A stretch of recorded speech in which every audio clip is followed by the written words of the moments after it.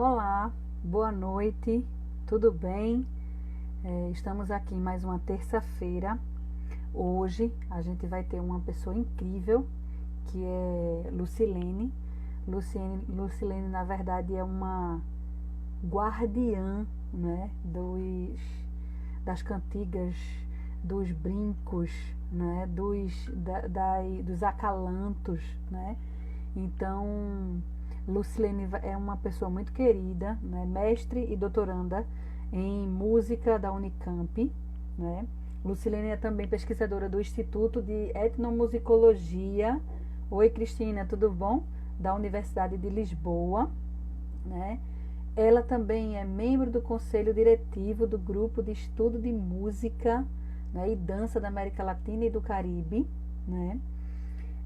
Lucilene, ela também desenvolve desde 1998, né, pesquisa e documentação de cultura da infância, de cultura infantil, música tradicional da infância no Brasil e nos países, né, da América Latina.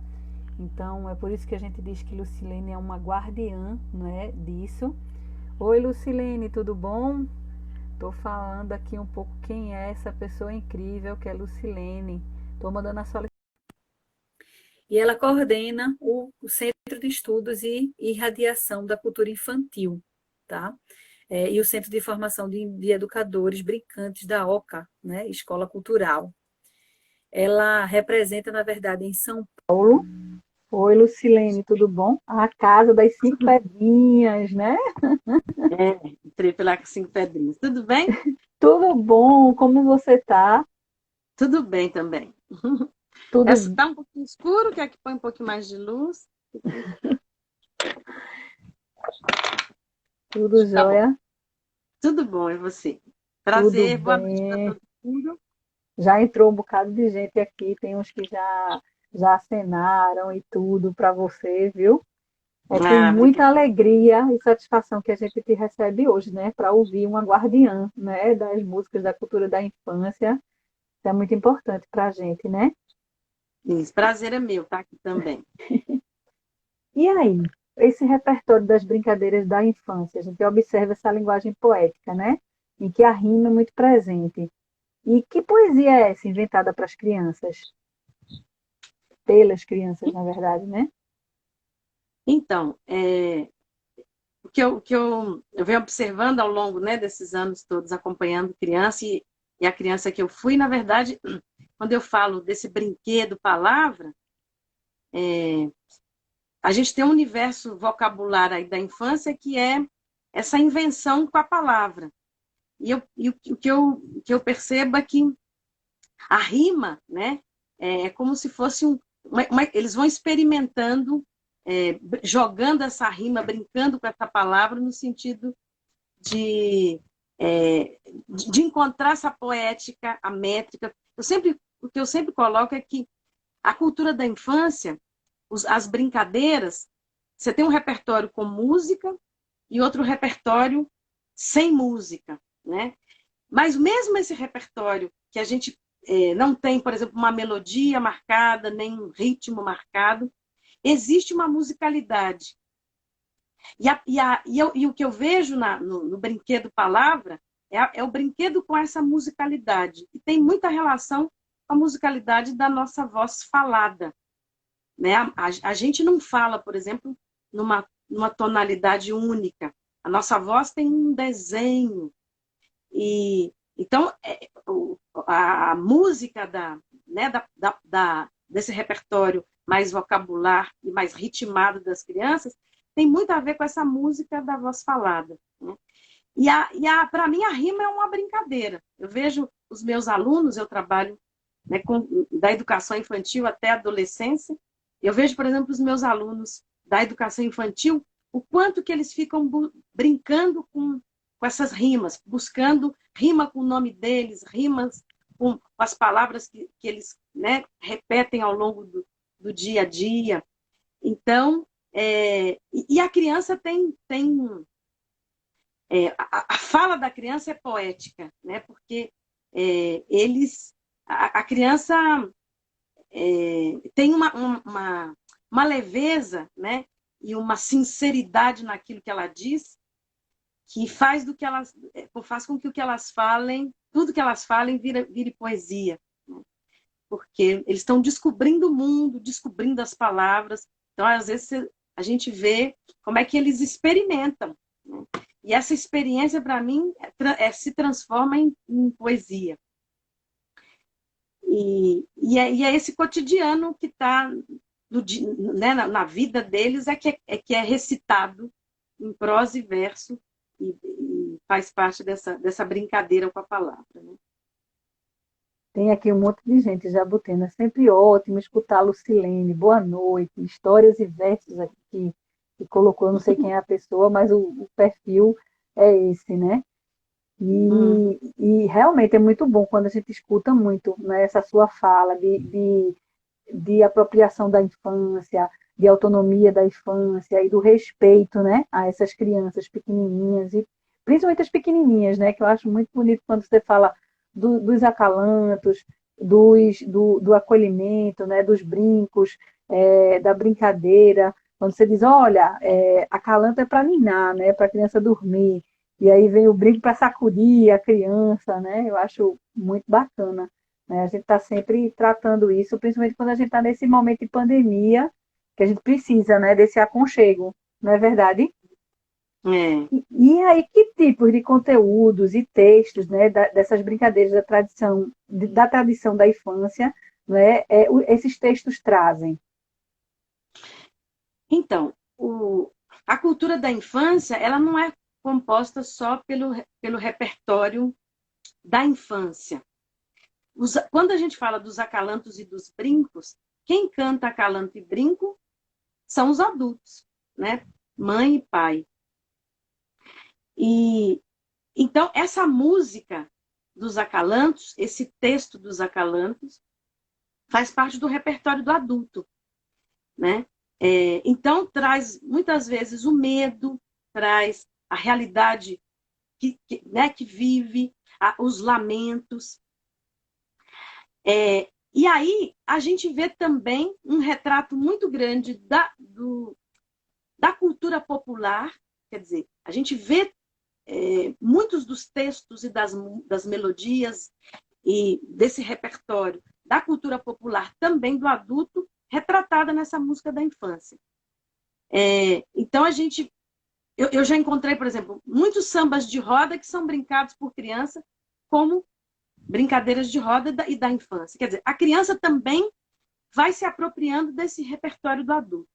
Agora, ela transforma isso e reveste esse repertório, essa absorção do repertório do adulto do que faz parte do vocabulário dela, né? A música dela, quer dizer, ela traz a simplicidade da tradição da infância, né? E da capacidade que a criança tem de transformação e de criação para esse repertório. Então, eu não esqueço de Lídia me contando, Lídia Ortega, com quem eu trabalho, né, já há muitos anos, com quem vem aprendendo muito, ela me contando, uma vez ela gravou um disco de presépio, que é um presépio da tradição do sertão da Bahia.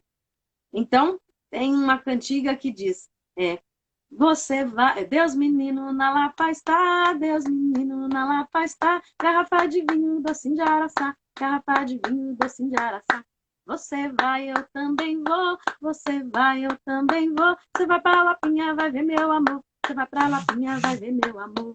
Você vai, eu vou também, você vai, eu vou também, você vai pra Lapinha, vai ver meu bem, você vai pra Lapinha, vai ver meu bem.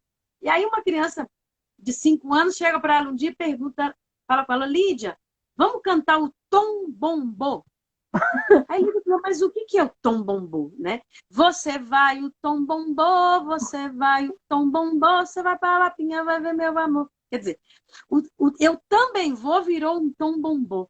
Então, às vezes, essa tradução literal da palavra, que a gente fica preocupado, né? Que a gente fica, às vezes, revestindo o repertório, transformando os textos, preocupado com a tradução literal. Mas a criança está preocupada com a musicalidade que aquilo traz, né? Então, assim, esse tom bombô é quase que um tamborzinho que soa. Eu tenho centenas de exemplos como esse, de como é que a criança também vai se apropriando do universo, do seu cotidiano, porque o repertório da cultura da infância é cotidiano, então vai trazer os nomes, os lugares, as plantas, né, a vegetação, os animais, quer dizer, o cotidiano, as pessoas, os lugares. Então, esse cotidiano é que é cantado. E ela transforma aquilo que ela ouve naquilo que ela entende.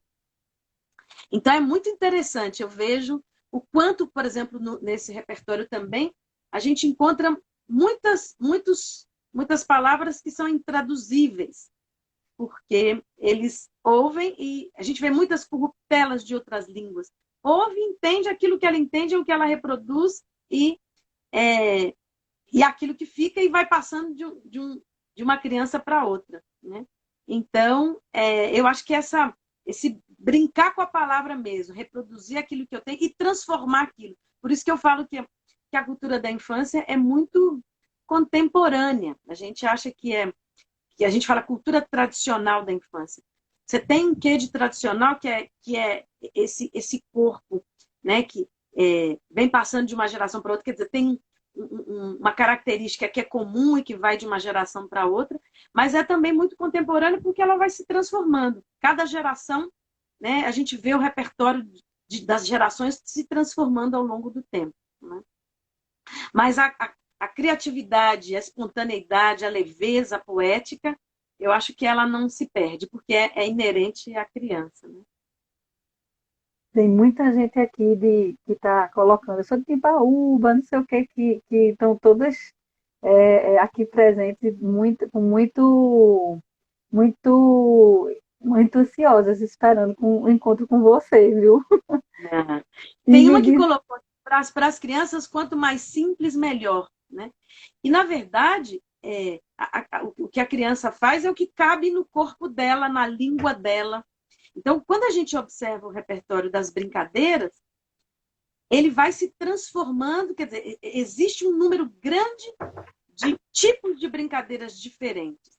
Esses tipos de brincadeiras diferentes, quando a gente vê acalanto, brinco, roda, brincadeira de mão, pega-pega, esconde-esconde, amarelinha, os jogos de tabuleiro, existe uma diversidade grande que tem a ver com a diversidade de experiências desse corpo e também experiência com a linguagem. Porque quando eu falo do brinquedo palavra, a criança, quando ela brinca e experimenta muitas coisas que esse corpo precisa experimentar. E com a palavra é a mesma coisa. O desenvolvimento da linguagem tem a ver com esse processo. O desenvolvimento do corpo tem a ver com esse processo de experimentar, de puxar, empurrar, de saltar, de correr, né? Esse corpo está pedindo essas experiências para se desenvolver. E o desenvolvimento da linguagem é a mesma coisa. A criança precisa, é como se fosse esticar e puxar essa língua, brincar com a palavra, também para experimentar, para descobrir, para dissecar. E assim a criança vai aprendendo e se desenvolvendo, né?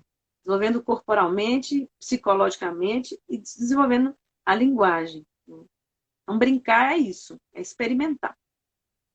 histórias e coisas para fazer, também não sei o nome da pessoa, diz assim, já escutei criança falando fisguinha no lugar de figuinha, né? Outra, Sim. Margarete até disse que adorava a brincadeira de mãos, quando você falou da história do corpo, né? Isso. E ela também completou dizendo que brincava demais de elástico, de amarelinha, de pedrinhas e de outros jogos, né? E aí... Pode terminar. Não, vá. Eu estou aqui para lhe Por escutar, exemplo, ela mulher. falou das brincadeiras de mão. Por exemplo, as brincadeiras de mão, para mim, são as que mais trazem esse universo das palavras intraduzíveis. Tem muitas brincadeiras de mão que, por exemplo, dondondeiro, dondom, olé, olé, sissigueiro, sissi, olé, olé, pico, pico, paco, paco, pacoleiro, pico, pacoleiro. Não tem tradução nenhuma aqui, mas é um jogo com a palavra. E que tem uma musicalidade muito, muito forte, né? O ritmo, dom, dom. Essa, por exemplo, que eu cantei agora, eu tenho centenas de variantes da mesma.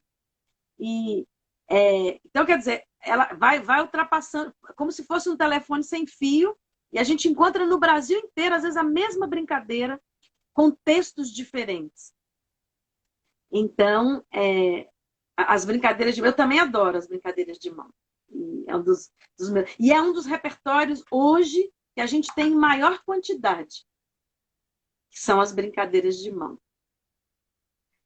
E Dalmo até colocou aqui, assim, Dalmo Mota, né? O nome do perfil.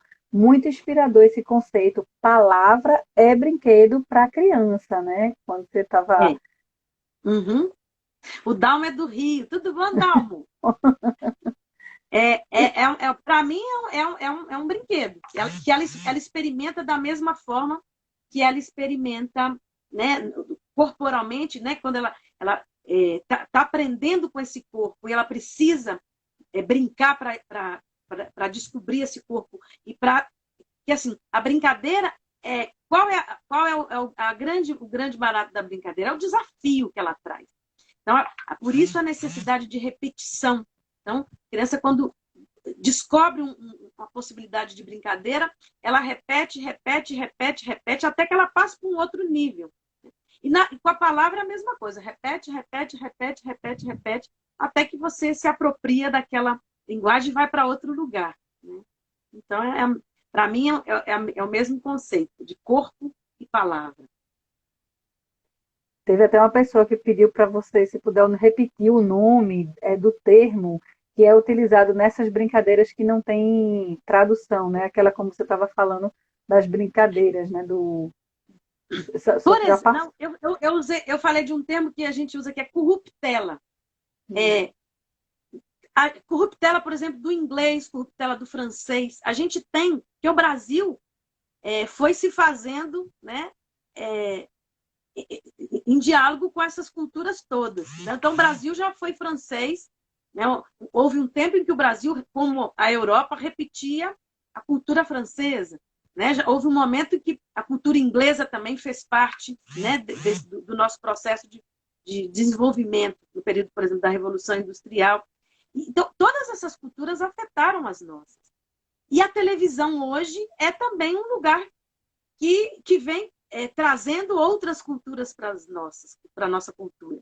Então, as crianças vão se apropriando desses termos. Então, a gente vê muitas corruptelas. Por exemplo, tem uma brincadeira que Lídia também registrou em Serrinha, que diz que é uma brincadeira como que é? Deixa eu lembrar aqui o texto dela. Que tem uma criança, é uma brincadeira de roda, que tem uma criança no centro, que é o candeeiro. E esse candeeiro, a criança está sozinha e, no determinado momento da cantiga, todo mundo vai caminhar pela roda e esse candeeiro vai passando de uma criança para outra. E aí, quem fica com o candeeiro vai para o centro da roda na próxima vez. Então, ele diz: candeeiro, anda roda sem parar. Todo aquele que errar, um candeeiro há de ficar. Paspatu, paspará. Candeeiro, sim, eu não sou de ninguém. Eu sou de meu bem. Paspatu, paspará. Candeeiro, sim, paspatu, paspará é do francês. Passepartout, passeparlá. Então, a gente vê corruptelas de vários. Essa é uma corruptela do francês. Em Salvador, né, tem uma brincadeira que eles fazem que chama Josie los baby, ai, ai, ai, para los babies, ai, ai, ai, mona, mona, mona, que? Ai, ai, ai, mona, mona, mona, que? Ai, ai, ai, Josie los baby, you, para los babies. Né? Você tem Josie los baby, ai, ai, ai, para los babies, love, love, love. Mona, mona, mona, que? You. Então, I love you. Né? Você tem aí Josie, você tem uma mistura de espanhol, né? Com inglês. Então, tem essa apropriação da mesma forma que a gente vê por exemplo, eu sempre dou esse exemplo também. No Rio de Janeiro, eu registrei uma que diz Especotubi, forrecotubi, forrecosani, alacaiu, xalalala, xalalala, tumbalacachumba, tumbalacachumba, tussi, tussi, tussi, tussi, tussi, tussi. Em São Paulo, eu registrei Space, Julia Forever, xalalala. Eu em Minas cantava parara, para-te, parara, para-te, parara, para-te, pararara. Perere, perete, perere, perete, perere, perete, perere. Então, o forreco da versão carioca provavelmente é o forever da versão paulista. E os mineiros já botou uma língua lá que eu não sei o que é. Parara, substituiu. Esse provavelmente é uma brincadeira de origem inglesa ou de origem americana, né? Então, tá aí no nosso repertório em diversas versões. Então, imagine, né? Quantas gerações vem cantando isso? E vai passando de uma geração para outra, né? E que tipos de brincadeiras compõem essa poesia popular da infância? Então, a gente tem um repertório que eu chamo da literatura oral da infância, porque, assim, de forma geral, o repertório o repertório das brincadeiras, ele tem essa poética, independente da corda, elástico, brincadeira de mão, roda, os acalantos. Você vai ver essa poesia presente, né? Mas existe um repertório específico da palavra na cultura da infância que está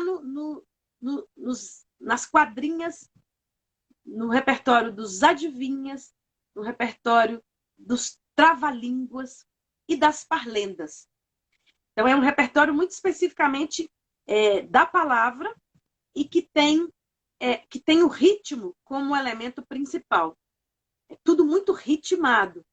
E a gente chama, por exemplo, quando a gente fala de parlenda, hoje é domingo, pede cachimbo, cachimbo é de ouro, bate no touro, touro é valente, bate na gente, a gente é fraco, cai no buraco, buraco é fundo, acabou-se o mundo. Essa é uma parlenda propriamente dita. E você tem parlendas mnemônicas, né, que ajudam a memorizar. 1, 2, feijão com arroz, 3, 4, feijão no prato, 5, 6, falar inglês, 7, 8, comer biscoito, 9, 10, comer pastéis. E quando você fala das brincadeiras de corda, você tem parlendas de corda. Então, a parlenda, por exemplo, ela tem essa estrutura ritmada, recitada. E todo esse repertório tem muita relação com a nossa língua. Esse recitar, essa poética, essa rítmica, tem muito a ver com a nossa língua. Então, o português tem uma estrutura, não sei se eu venho observando isso. Na nossa língua falada, a gente respira muito na 7ª sílaba, que é a redondilha maior. E a poesia maior, né, da língua portuguesa é a quadra. O que é a quadra? Você tem 4 versos com 7 sílabas cada um, e rima o segundo verso com o quarto. Então, 7, 7 são 14, com mais 7 é 21. Tenho 7 namorados, mas não gosto de nenhum. 4 versos, né? Então, essas 7 sílabas, elas são muito frequentes no nosso repertório, de forma muito ampla, no repertório da infância, mas também no repertório da cultura popular de maneira geral. E também, quer dizer, é a nossa língua. E aí a gente vai ver isso saltitando nesse repertório dos adivinhas, dos trava-línguas também. Você vai ver muitas adivinhas e trava-línguas nessa estrutura de quadra. E outro universo, né, que eu vejo, que eu falo que é as histórias também, né? Esse repertório da história é um outro repertório da oralidade da infância, que as crianças ouvem e recontam essas histórias reinventam essas histórias e criam suas próprias histórias. E aí, quando a gente vê esse repertório vocabular, né, esse repertório da poética da infância, ele é todo recheado desse universo todo, né, que tem muita influência da cultura portuguesa, que foi se misturando a essas outras culturas que foram compondo a nossa cultura, que é tão diversa. Então, por exemplo, no, nesse repertório, né, dos trava-línguas, vou cantar um aqui que é um que é um que é um trava-língua que tem uma língua que a gente não entende, mas que são termos indígenas. Dum buscatunga laia, buscatunga zarigueira, buscatunga tinga. Azarué, buscatunga ué, buscatunga zarigueira, buscatunga tinga. Não entendemos nada que está aqui, mas tem jacutinga, são termos indígenas, né? Então, é uma grande mistura que representa essa diversidade cultural que a gente tem, né? Que é preciosíssima, maravilhosa. E é uma alegria, né? Mulher, é muito bom esse negócio. Porque, na verdade, é um desafio, né? Desafia a língua. Você desafia a língua, né? Então, por exemplo, eu tenho você está aí no Recife, tem um professor de Pernambuco, pernambucano, que me ensinou um trava-língua, que é em forma de quadra, né? Quero que você me diga 7 vezes encarrilhado, sem errar, sem tomar fôlego, vaca preta, boi pintado, vaca preta, boi pintado, vaca preta, boi pintado, vaca preta, boi pintado, vaca preta, boi pintado, vaca preta, boi pintado, vaca preta, boi pintado, vaca preta, boi pintado. Então, quero que você me diga 7 vezes, quero que você me diga 7 vezes encarrilhado, sem errar, sem tomar fôlego, vaca preta, boi pintado. Então, você tem que falar 7 vezes encarrilhados, vaca preta, boi pintado, né? Então, é o desafio. E essa estrutura de quadra. Então, como essas são centenas de milhares. Vou falar uma adivinha aqui, também nessa estrutura de quadra, né? Eram 2 irmãos no mundo, todos 2 de uma cor. Nunca eu fiquei sem missa quando meu irmão ficou. Para festas e banquetes a mim convidarão. Para festas de comida convidarão meu irmão. São 2 quadras, né? O que é o que é? É muito Eram bom. 2 irmãos do mundo, todos 2 de uma cor. Nunca eu fiquei sem missa quando meu irmão ficou. Para festas de comida a mim convidarão, para festas e banquetes a mim convidarão, para festas de comida convidarão meu irmão. 2 irmãos no mundo. Eu não sei não. Eu só me lembrei, sabe de quê? De milho. Comida de milho. Não sei por quê. Não, não é. É uma 2 irmãos da mesma cor, um vai para a missa, o outro não vai. É vinho e vinagre. E... Entendi. Entendeu? Então, Entendi. o repertório das adivinhas é um repertório precioso, né? E as crianças de hoje continuam inventando, né? Reinventando esses. Eu trabalho na educação infantil e tenho instigado muitos meus alunos a fazerem, né? Eu sempre levo adivinhas e quero ouvir também os adivinhas que eles né? Então, eles estão inventando preciosidades, coisas muito deliciosas da gente ouvir, né? Do tipo, o que é que é,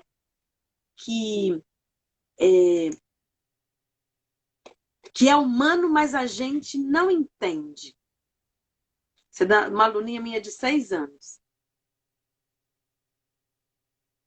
É humano, mas a gente não entende. É. Eu só me lembrei da sombra. A sombra do Não, humano, né? Tem a sombra do humano. não, é bebê. Oh, Essa foi Jesus, inventada. coisa mais Então, as linda. crianças hoje continuam inventando, né? Reinventando esse universo da palavra, né? Que é a experiência, né? Eu tive um aluno que tinha uns 6 anos, que a gente estava vendo classificação de animais, e ele me perguntou, por exemplo, por que é que não tinha mamífero verde. é um olhar bem diferente, né? Sempre da É. criança, né? E Uhum. aí,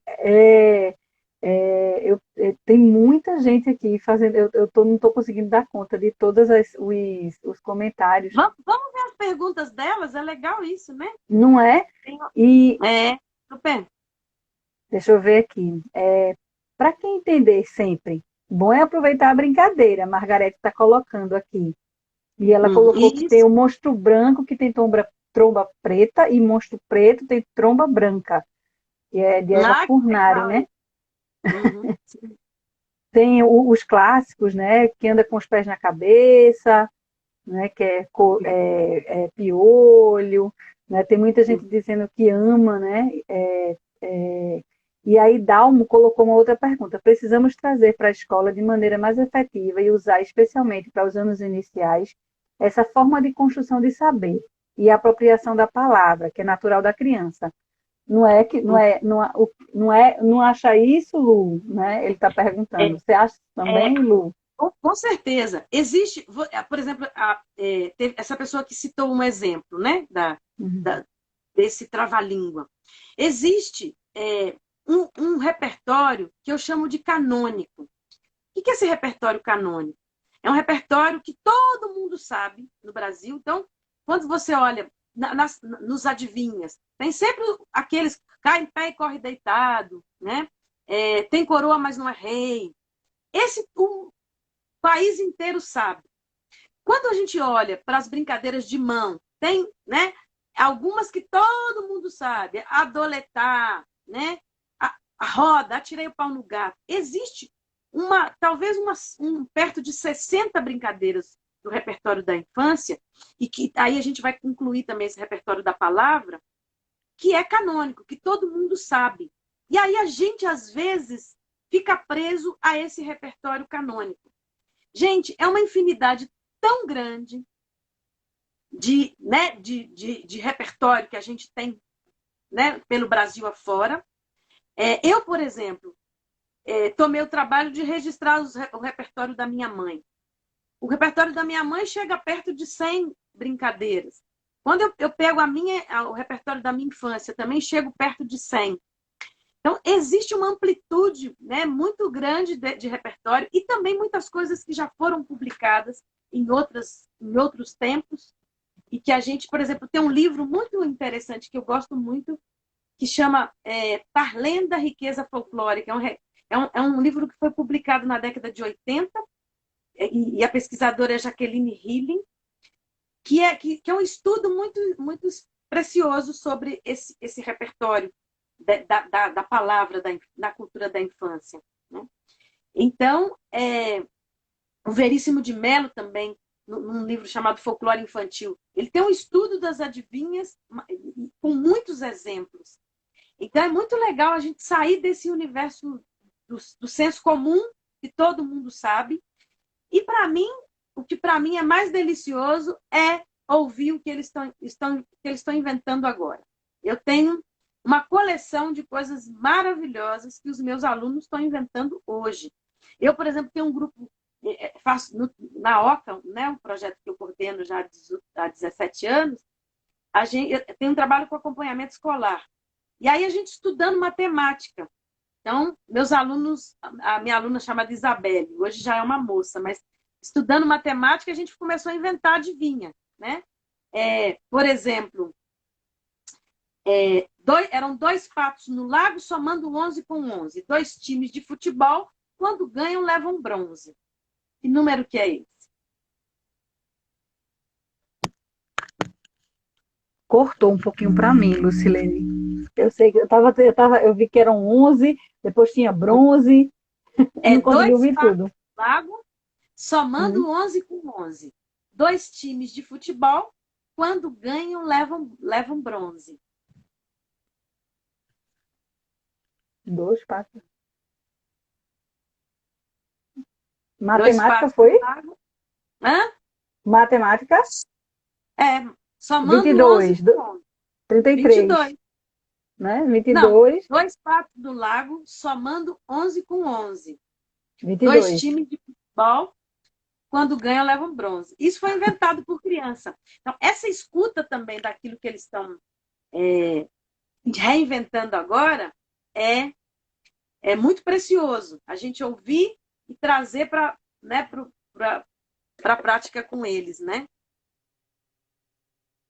Porque aí valoriza, né? O que eles estão, toda essa brincadeira, essa oralidade, né? Porque é tão É, difícil hoje em dia, né? A pessoa escutar, né? Porque o escutar é uma habilidade que também se aprende, né?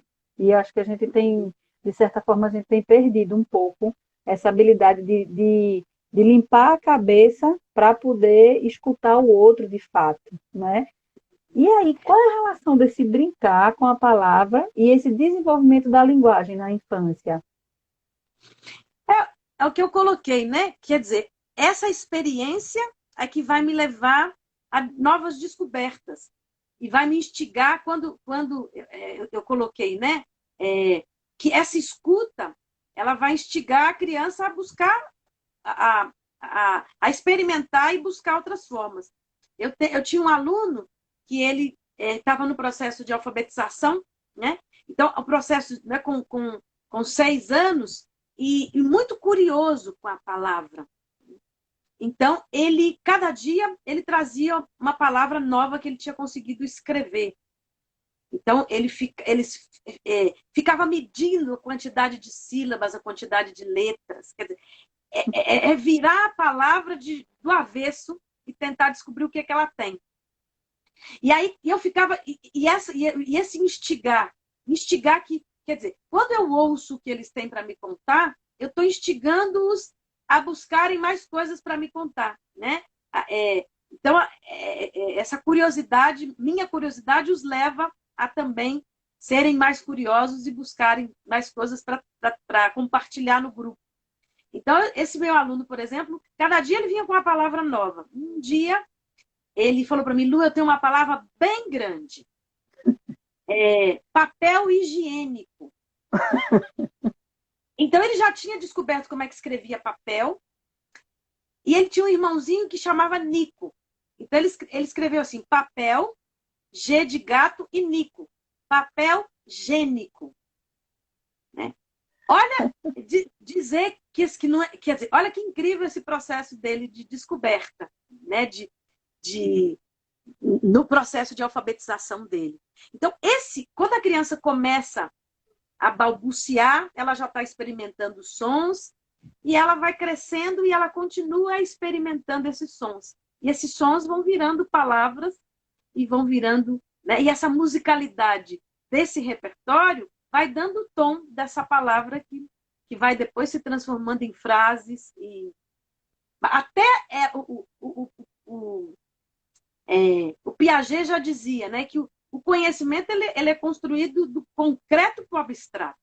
Você só chega no conceito, a criança só chega no conceito depois de experimentar. E isso que a gente está falando, né, de brincar com a palavra, é experimentar a palavra. Você vai chegar no conceito do entendimento do que ela significa depois que você a experimenta de diversas formas. Né?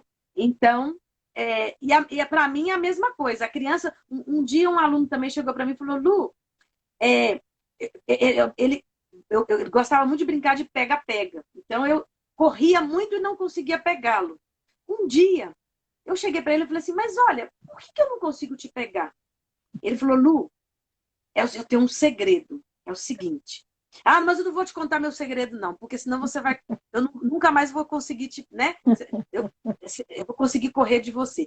Falei, não, mas me conta que eu estou muito curiosa. Ele falou, então não conta para o Paulão, que é o professor adulto, não, a homem que é alto e corre muito mais do que eu, né? Falei, tá bom, não vou contar para o Paulão. E ele me falou o seguinte: sabe o que é, Lu? Quando você está pertinho, eu corro bem rápido. Quando você está longe, eu corro devagar e descanso. Olha só, ele experimentou esse pega-pega, ele descobriu e ele já criou um conceito de velocidade, né? Quer dizer, é um conceito matemático esse no qual ele chegou. E aí, quer dizer, ele precisou, do concreto para o abstrato. Com a palavra é a mesma coisa. Então, você experimenta o conceito da palavra, que às vezes a gente fica muito preocupado com o significado da palavra, né? Com a criança, esse conceito vem muito depois. O tom bombô, para virar eu também vou, quer dizer, ele teve que experimentar esse tom bombô primeiro. Então, acho que é isso. Érica Versosa até colocou aqui. Não precisamos de uma escola, precisamos de uma escola em que os adultos, professores, se disponibilizem a aprender com as crianças, não é? E ela complementa a pergunta colocando assim: que bom, que bom você trazer essa riqueza de escuta e estímulo à potência criativa das crianças. Uhum. Eu acho que a educação, se não tiver escuta,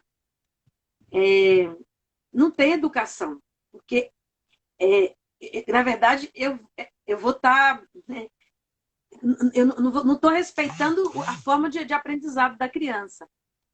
Né? Porque ela também diz para a gente como é que ela aprende. Quando o meu aluno me vem com uma palavra papel gênico, ele está me mostrando como é que está sendo o processo de alfabetização dele. Então, tem criança que é mais visual, tem criança que é mais tátil, tem criança que é mais auditivo. Quer dizer, o processo de introspecção desse repertório, desse aprendizado, é feito de forma diferente. Então, se a gente também não escuta, a gente não consegue visualizar a forma como ela absorve, como é que é mais fácil para ela. Eu lembro que quando eu estudava, eu precisava ler em voz alta para eu memorizar. E aí eu encontrava processos. Eu sou da música, gostava de cantar, então às vezes eu inventava música para eu memorizar as coisas nos meus estudos. Então, a minha forma é completamente diferente de outros amigos. Tinha amiga minha que tinha que ter silêncio, né? Silêncio total, né? Então, cada um tem uma forma de aprender, né? E se a gente não considera essas coisas, a gente está fadado ao fracasso. E ao fracasso, o que é mais grave é o fracasso, ao mal que a gente vai fazer a essas crianças, que vão ser taxadas como com dificuldade de aprendizagem, né? Uma coisa também, um autor que eu gosto muito, que eu sempre falo dele, que chama Joseph Pearce. O Joseph Pearce tem um livro chamado Fim da Evolução. E ele fala do risco que a humanidade corre quando para de brincar. Quando ele trata disso, ele fala, por exemplo, do desenvolvimento do imaginário interno. Quando a criança, por exemplo, ouve uma história. Quando a criança ouve uma história, ela imagina, ela cria, ela inventa. E esse criar e inventar, a partir dessa escuta, é imprescindível para o desenvolvimento do imaginário interno. O desenvolvimento do imaginário interno é o grande responsável pelo desenvolvimento do raciocínio lógico, né? Pelo desenvolvimento da capacidade de resolver problemas. Então, quando a gente não escuta a criança e não a coloca como agente no seu processo, né, de aprendizado, a gente está fadado a ficar falando, quer dizer, construindo esse conhecimento do abstrato para o concreto. Aí a gente não chega lá. Por isso que a gente tem tantas crianças com dificuldade de aprendizagem, né? Com tantas questões né? Que a gente está taxando aí como problema de aprendizagem, que na verdade não é. É um método que a gente não. Mas a gente está tratando como, a palavra não é doença, né? Como, quer dizer, a gente está dando remédio, né? Para questões que não tem nada a ver com, né? Não é uma anomalia, é o processo inverso que a gente não está respeitando. Então, Marina Moraes, inclusive, ela até pergunta aqui: onde encontramos novos repertórios para ampliar e sair desse senso comum? Então, Eu comecei, primeiro eu tive o privilégio de conhecer a Lídia Ortélio, que é uma grande pesquisadora, e eu venho acompanhando o trabalho dela. A Lídia tem 50 anos de pesquisa, e eu venho aprendendo com ela. A primeira coisa, e uma das coisas que eu aprendi com Lídia, e que eu sugiro, um primeiro passo, é cada um fazer a lista do seu brinquedo, dos brinquedos da sua infância. Eu fiz, e quando me deparei com a minha lista, vi que tinha muitas coisas do senso comum, porque eu sou da década de 70, e a minha geração já é uma geração que pegou muita televisão, então a gente tem muito repertório do senso comum, mas tinha muitas brincadeiras que não fizeram parte do senso comum. Por exemplo, chicotinho queimado, queimadinho. Quem queimou foi o Zé Bololô. Na casa de quem? Do seu avô. Ele tinha um cachorrinho que chamava Totó. Ele pula, ele dança de uma perna só. Abaixa a cabeça, sim senhor. Botijão de gás já estourou. Esse é uma variante do corre-cutia, né? Então, acho que o primeiro passo é a gente olhar para o nosso repertório. Depois eu fui para minha mãe. Minha mãe é de 1932. Minha mãe me ensinou um repertório precioso, que muitas das brincadeiras da minha mãe não fizeram parte da minha infância e eu não conhecia. E depois as pessoas próximas da gente, avó, bisavó, não deixem de pesquisar com essas pessoas. E a gente da Casa das Cinco Pedrinhas, Lídia Ortélio, eu, Adelcim, e outros pesquisadores que a gente tem encontrado aí pelo Brasil afora também têm compartilhado esse repertório, né, o repertório da própria pesquisa. A gente, a Casa das Cinco Pedrinhas, www.casadas5pedrinhas, a gente tem um site onde a gente vem compartilhando também esse repertório, os nossos discos, Abra Roda Tindolelê, O Bela Alice, Eu Vi as Três Meninas, Céu Terra 51, e vários livros outros também. A gente tá agora relançando esse material no formato digital para que isso também chegue em mais pessoas. Mas tem muita coisa espalhada pelo Brasil e assim, nós somos alguns dos poucos pesquisadores e tem muita gente também pesquisando por aí. Eu acho que cada um deve começar com a sua própria história. O primeiro passo é esse. O repertório que tem mais sentido para mim é o repertório que fez parte da minha infância e da infância da minha mãe, das minhas sobrinhas. Eu venho registrando o repertório de várias gerações, né? E eu, por exemplo, andei pelo Brasil afora, mais de 150 municípios e outros países da América Latina também. Tem muita coisa ainda para a gente publicar e compartilhar, mas a gente está fazendo aos pouquinhos. Estão perguntando aqui se você conhece uma pernambucana brincante chamada Lenice Gomes. E Érica disse que queria, na verdade, ver um encontro entre você, Lídia e Lenice. A Lenice, pelo nome, será que é a que gravou um disco dos Pastoris de Pernambuco? Não, quem gastou o disco dos Pastoris foi Dinara. Foi de Nara. Foi de Nara. Esse nome Lenice ela é uma poetisa que ela gosta muito desse jogo rimado, dessas brincadeiras, né? O tatu tá aí, o tatu não tá, o tatu tá, né? Ela gosta muito desses, entendeu? Pelo nome, o nome não me parece estranho, mas agora eu não estou lembrando quem é, né? Mas que maravilha, temos que juntar, né?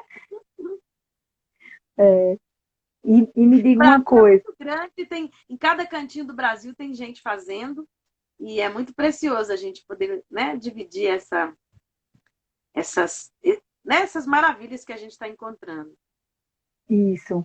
E me diz uma coisa, Lucilene, o que é que qual a sua opinião, Renata está perguntando, sobre as músicas, sobre as mudanças, né, que estão acontecendo nas letras das músicas infantis para serem politicamente corretas? Difícil, né? Lá no comecinho, né, que a criança, ela não está ligada na tradução literal do texto. Eu, por exemplo, cantava Atirei o pau no gato do merro que o gato deu. Eu descobri que merro era berro, eu já estava bem crescidinha, né? Já era adolescente. Então, eu acho que a gente tem um repertório muito grande que vai além do repertório canônico, um repertório precioso de acalantos que não falam dos bichos, de cantigas que não são preconceituosas. Quer dizer, porque quando eu falei, né, que o repertório da cultura da infância ele traz, ele traz a nossa história, ele traz a nossa representação social. Então, ele vai trazer as delícias e as mazelas. Então, você tem um repertório que a gente nega também. Mas a quantidade de brincadeiras que a gente tem que não trazem essas mazelas é muito maior do que o repertório, né, que a gente traz as mazelas. Então, eu escrevi um artigo para uma revista virtual que se chama Luneta, e que eu chamei o artigo Muito Além do Atirei o Pau no Gato. Porque existem muito mais repertório além do Atirei o Pau no Gato, e a gente prefere traduzir o Atirei, quer dizer, mudar a letra do Atirei o Pau no Gato, do que utilizar outro repertório que é mais belo e mais precioso do que esse, né? Então, eu acho que o que a gente precisa, principalmente, é ampliar o nosso repertório, para além do Atirei o Pau no Gato, né? Porque quando a criança reinventa, ela olha o que vira.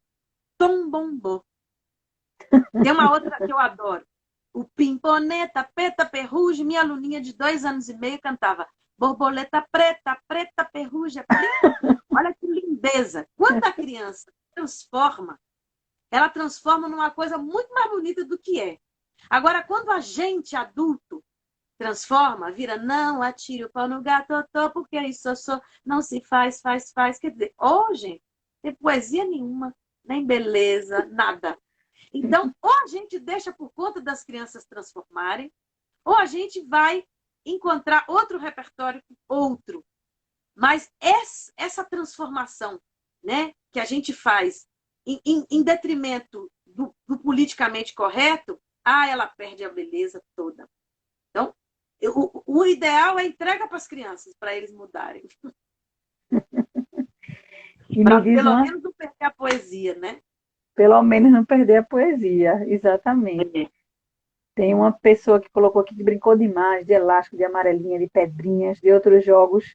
Então, por que brincar? Porque brincar é inerente ao ser humano. A criança não. Ninguém brinca para passar o tempo. Até nós. Eu vou falar uma coisa que para mim é a grande verdade. A gente se descobre brincando.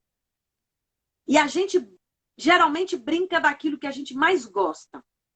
E aquilo que a gente mais gosta é aquilo que dá mais prazer para a gente.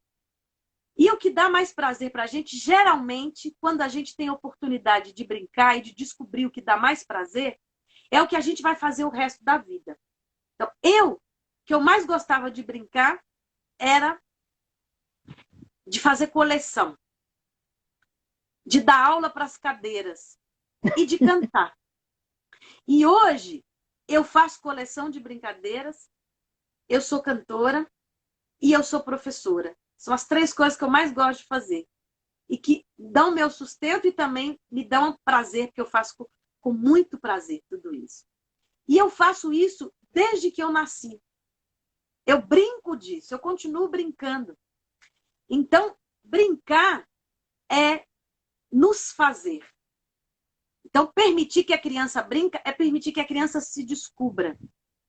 Então, eu já ouvi de aluno meu falando, Lu, eu não tenho muito dom para futebol, mas eu tenho dom para desenhar. O menino de 4 anos sabe que ele gosta de desenhar, mas ele não gosta muito de futebol. Agora, tem outros que adoram o futebol. Então, cada um se descobre brincando. Então, quando o Joseph Pearce fala do risco que a humanidade corre quando para de brincar, é exatamente isso. A gente corre o risco de passar o resto da vida fazendo o que não gosta. E aí vem todas as patologias, é a palavra que eu queria lembrar, né? Quando a criança, né, quer dizer, dificuldades de aprendizado, né? O não descobrir a si próprio vão virando patologias. E as patologias a gente vai medicando, né? Quer dizer, a gente está dando remédio para as crianças porque elas são hiperativas, porque elas não aprendem a ler, porque elas, né? Quer dizer, tem um monte de patologia que, na verdade, foram nascendo porque a gente não está escutando nem a nós mesmos, nem as crianças. E aí, o que é que você diria hoje para os professores, principalmente na escola, que estão tão preocupados, né? Assim, hoje não tanto porque a gente está em pandemia, mas por que que a gente não pode se preocupa tanto com o cognitivo e esquece a brincadeira? Então, gente, a gente já está vendo que não funciona, né? Que eu vejo o quanto que os meus alunos que estão brincando, o quanto que o cognitivo deles está acima de qualquer um que não brinca. Então, assim, para mim é muito claro. Eu fui professora de sala, eu fiz letras, por isso a minha relação com a palavra, né?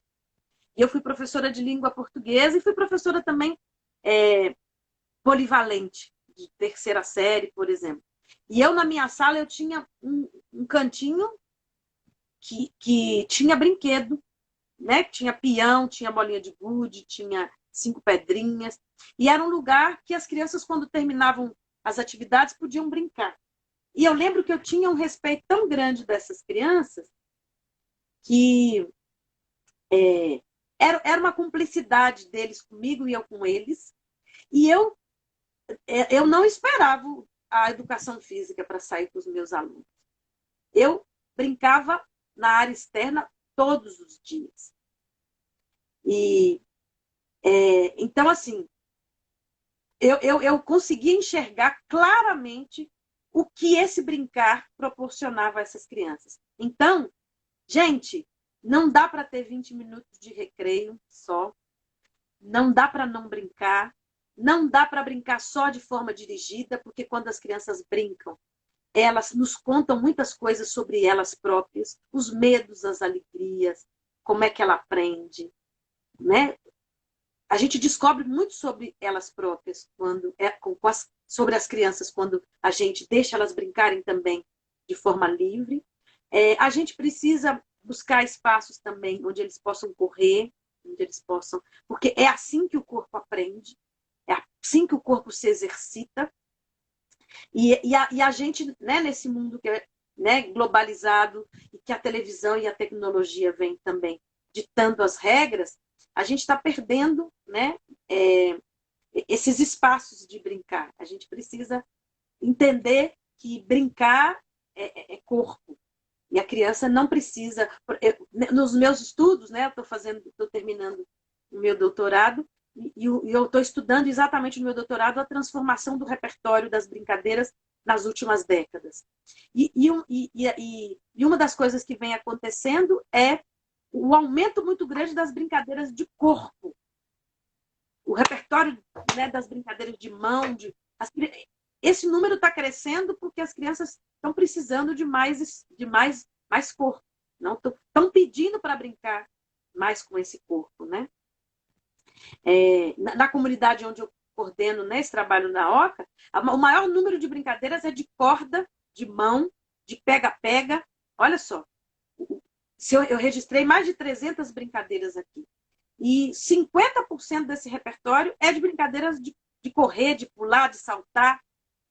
Né? Então, as crianças estão pedindo. E outra coisa é que essas últimas gerações estão cada vez tendo mais liberdade. Né? A minha mãe, por exemplo, as meninas não podiam correr, as meninas só andavam de saia. Então, essa geração de agora é outra. Então, a gente vem observando essa transformação. E o repertório ele se transforma de acordo com as transformações sociais. Lucilene, foi uma honra e um prazer lhe escutar. Foi uma honra de verdade. Muito obrigada. Muito obrigada. E até a próxima, né? Até a próxima. Obrigada a vocês, um prazer estar falando aqui para vocês. Então, até a próxima. Obrigada pelo convite e a gente vai se falando, se encontrando.